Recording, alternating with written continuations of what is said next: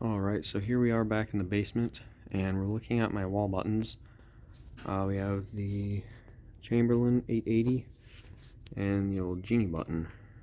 But the SB9, or I don't know why I keep calling it an SB99, the CH130 is sitting down there.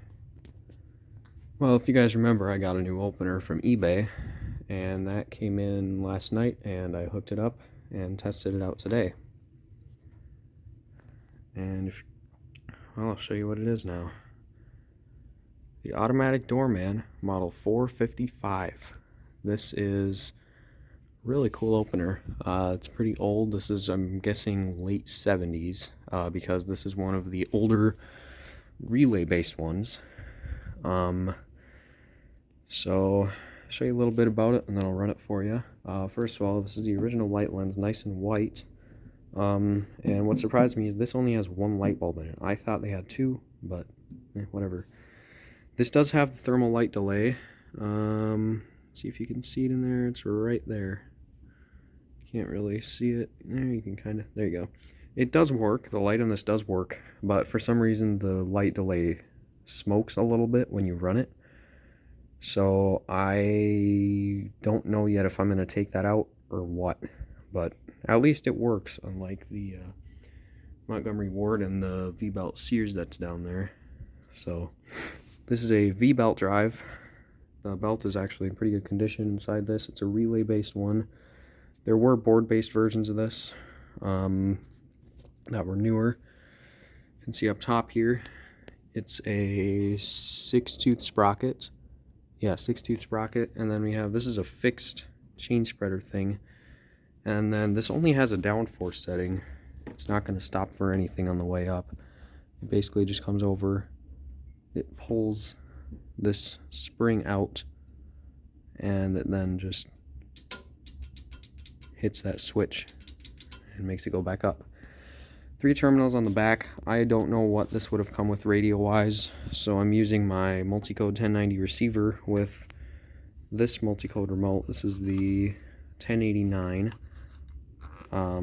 This is from 1986, so not really the age of this one. Like I said, I don't know when this was made, but I think late 70s. This was one of my very first remotes. I've had this for a really long time. I got it from my uncle with the Marantec. And he used to have a second remote and receiver for it, but I don't think he has it anymore.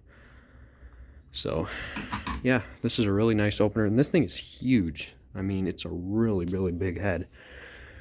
Not really sure what to compare it to, but I mean, comparing that, well, there you can see that. And then the size of a B970, yeah, this thing is pretty big. And the way the case comes off on this, right under this nut, there's a little nut that holds the case on the front, and then it just kind of swings down and out. The limits on this are, again, I don't know, you won't be able to see in there. The limits on this thing are internal. They are set the same way as the Rainer 270-7 is. They look like they would be way easier to set than the Sears V-Belt. So, yeah. And before I run this, as far as the Stanley goes, it's unplugged right now. This thing is still having force issues. I don't know what's wrong with it. I've just been using the Doorman manual, but I don't know what's wrong with this thing. I might have to take it apart and see if I could figure it out, because the up force doesn't work at all, and the down force, well, I already explained it, but the down force, it's kind of temperamental on the way down, so I don't know what the problem is. Anyway, we'll go ahead and run the automatic Doorman. Actually, we'll use the multi-code remote. And this thing does spin the opposite way of the LiftMaster.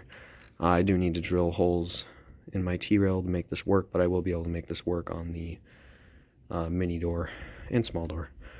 So, alright, let's hear this thing run. Super quiet. There goes the light. Case kind of vibrates. Okay, it looks like the thermal light delay didn't smoke that time, so that's good. You can actually, there you go, you can kind of see the limit in there. There you go, you can kind of see that.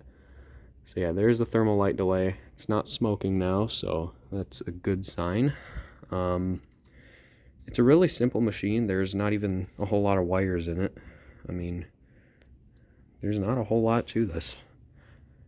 Yeah. And I believe there's also a couple other versions of this. There was a Lynx branded one, also model 455. And then there was a version called Ambassador, I believe it was called. I think those were sold in California. These were made in New Jersey, so that's, I think, where this one came from.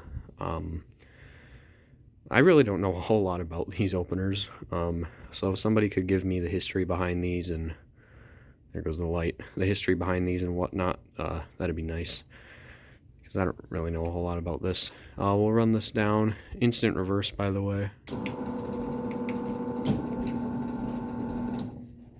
It is instant reverse, and I don't think the stop's going up. We'll try it. Run this down with the ball button here. We'll see if the thermal light delay starts to smoke again.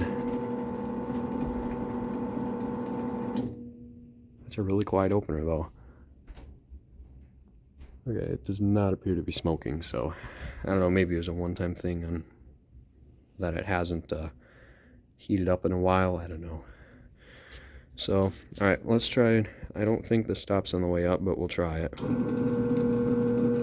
Nope. It does not. I don't think it'll even respond to the force. Nope. And then we'll just test the force switch here.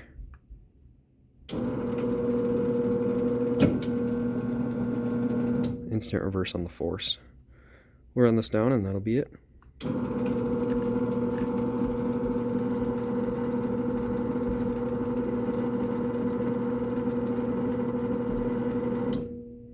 Actually, let's see, can I...